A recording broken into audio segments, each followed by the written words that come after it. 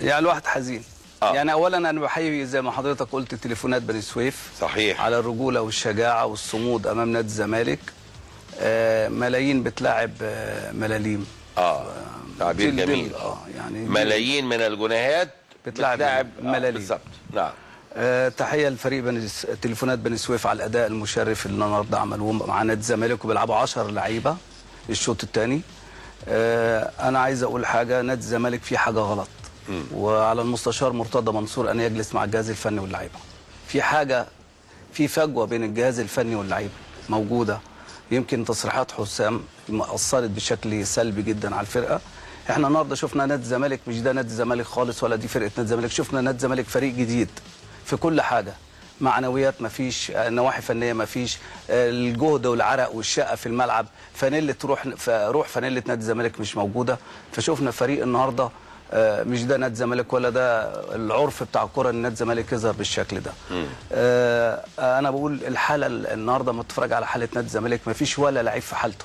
نعم. مش ممكن يكون 11 13 14 لعيب لعبوا وجميع اللعيبه كلهم مش في حالتهم، يبقى في حاجه مش مظبوطه. لكن ربنا ستر بقى النهارده، وعشان جماهير نادي الزمالك ان نادي الزمالك يفضل مستمر في البطوله وينافس على المربع الذهبي ان شاء الله، ويكون الاخطاء اللي كانت موجوده ان كانت اخطاء فنيه اداريه معنويه بين الجهاز واللعيبه ان شاء الله في المرحله اللي جايه كل الحاجات دي تتصلح، والنفوس وحاجه خطيره جدا يا كابتن مدحت، اخطر ما في الكوره ان انت تقول تصريحات تهبط من معنويات اللعيبه. حسام ما كانش موفق في التصريحات بتاعته، وكانت دي قلبت بشكل كبير بالناحيه العكسيه على لاعبي نادي الزمالك. لكن في الناحيه الفنيه الزمالك ما لعبش عشان يكسب. النهارده ادوات نادي الزمالك كانت موجوده في الملعب ما كسبوش المباراه، ان ما فيش ولا واحد نجم في الملعب، لا في جمل بتتعمل ولا في اداء فني بيتعمل ولا في روح معنويه بتتعمل ولا في معدلات لياقه بدنيه بيشتغلوا في الملعب. احنا شفنا فريق بيدافع وبيلعب 10 لعيبه واقف في الثلث الاخير من الملعب، ورغم كل ده نادي الزمالك ما كانش عنده الحلول في الملعب. نادي الزمالك ما كانش قادر يوصل لمرمى تليفونات بني سويف.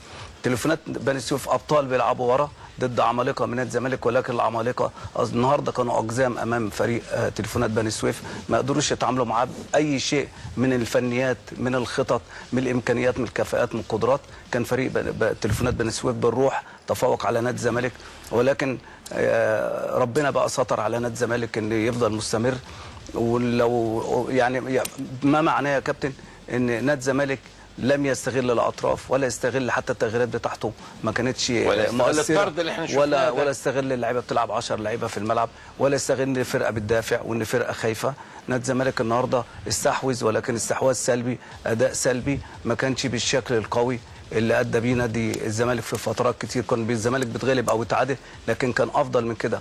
النهارده الزمالك فاز وكلنا مش راضيين على فوز نادي الزمالك، ان فوز هزيل بالطريقه دي، ان فريق نادي الزمالك كل اللعيبه ما كانتش في حالتها النهارده. سويف تليفونات بني سويف ابطال بيلعبوا ورا ضد عمالقه من نادي الزمالك، ولكن العمالقه النهارده كانوا اقزام امام فريق تليفونات بني سويف، ما قدروش يتعاملوا معاه باي شيء من الفنيات من الخطط من الامكانيات من الكفاءات من القدرات.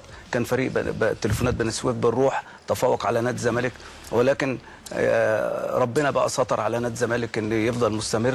ولو يعني ما معناه يا كابتن ان نادي الزمالك لم يستغل الاطراف ولا يستغل حتى التغييرات بتاعته ما كانتش مؤثره، ولا استغل اللعيبه بتلعب 10 لعيبه في الملعب. يعني الواحد حزين. يعني اولا انا بحيي زي ما حضرتك قلت تليفونات بني سويف صحيح على الرجوله والشجاعه والصمود امام نادي الزمالك. ملايين بتلاعب ملاليم. تعبير جميل. يعني ملايين من الجنيهات بتلاعب ملاليم بالظبط. نعم. تحيه لفريق تليفونات بني سويف على الاداء المشرف اللي النهارده عملوه مع نادي الزمالك، وبيلعبوا 10 لعيبه الشوط الثاني.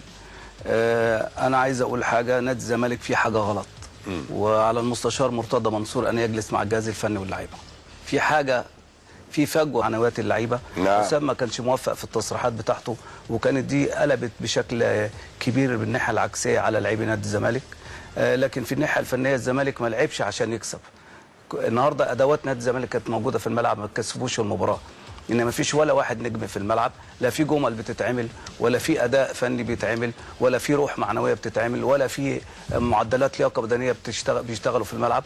احنا شفنا فريق بيدافع وبيلعب 10 لعيبه واقف في الثلث الاخير من الملعب، ورغم كل ده نادي الزمالك ما كانش عنده الحلول في الملعب، نادي الزمالك ما كانش قادر يوصل لمرمى. تليفونات بين الجهاز الفني واللعيبه موجوده. يمكن تصريحات حسام اثرت بشكل سلبي جدا على الفرقه. احنا النهارده شفنا نادي الزمالك مش ده نادي الزمالك خالص ولا دي فرقه نادي الزمالك، شفنا نادي الزمالك فريق جديد في كل حاجه، معنويات ما فيش، نواحي فنيه ما فيش، الجهد والعرق والشقه في الملعب، فانيله روح فانيله نادي الزمالك مش موجوده. فشوفنا فريق النهارده مش ده نادي الزمالك ولا ده العرف بتاع الكوره ان نادي الزمالك يظهر بالشكل ده. انا بقول الحاله النهارده لما تتفرج على حاله نادي الزمالك ما فيش ولا لعيب في حالته. نعم. مش ممكن يكون 11 13 14 لعيب لعبوا وجميع اللعيبه كلهم مش في حالتهم، يبقى في حاجه مش مظبوطه. لكن ربنا ستر بقى النهارده، وعشان جماهير نادي الزمالك ان نادي الزمالك يفضل مستمر في البطوله وينافس على المربع الذهبي ان شاء الله، ويكون الاخطاء اللي كانت موجوده ان كانت اخطاء فنيه اداريه معنويه بين الجهاز واللعيبه ان شاء الله في المرحله اللي جايه كل الحاجات دي تتصلح، والنفوس وحاجه خطيره جدا يا كابتن مدحت، اخطر ما في الكوره ان انت تقول تصريحات تهبط من